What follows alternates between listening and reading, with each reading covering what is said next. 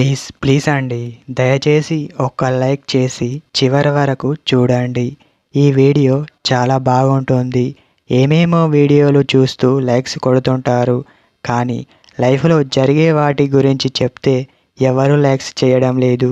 ఇటువంటి వీడియోస్ కావాలంటే తప్పకుండా లైక్ చేయండి. హాయ్ ఫ్రెండ్స్, ఎలా ఉన్నారు? నేనైతే చాలా బాగున్నా. మీరు ఎలా ఉన్నారో కామెంటు చేయండి. 30 ఏళ్ళ వయసులో అబ్బాయిలు ఉండే ప్రవర్తన ఎలా ఉంటుంది? ఇది ప్రతి అబ్బాయి గుర్తుపెట్టుకోవాల్సిన విషయం. వీటిని మీలో చూసుకోండి. తనకు తన భార్యతో కానీ వాళ్ళ పిల్లలతో కానీ ప్రశాంతంగా ఉండాలని చూస్తాడు, కానీ అలా ఉండలేడు.